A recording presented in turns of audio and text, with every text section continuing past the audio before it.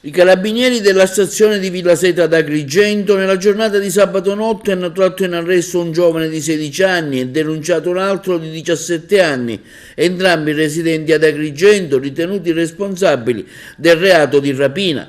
Nello specifico, comunicano i carabinieri di Agrigento, nella tarda serata di venerdì la pattuglia della suddetta stazione, mentre era impegnata nel consueto servizio di controllo del territorio, notava due giovani intenti a correre lungo la via Empedocle, inseguiti da una terza persona.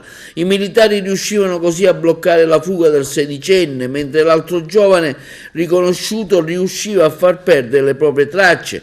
Condotti quindi in caserma, si riusciva a ricostruire l'accaduto. I due minori, dopo aver ottenuto un passaggio in auto da una persona di 24 anni di Agrigento, giunti all'altezza della zona comunemente nota come Porta di Ponte, quindi il centro della città, con il pretesto di scambiare delle banconote, ottenevano 60 euro dallo stesso.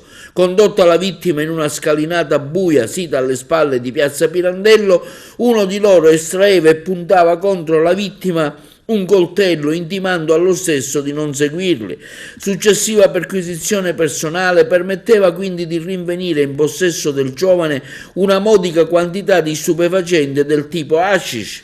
Per i fatti appena descritti e dopo le formalità di rito, il sedicenne veniva tratto in arresto su disposizione della Procura della Repubblica presso il Tribunale per i minorenni di Palermo, condotto presso l'Istituto Penale Minorile Malaspina.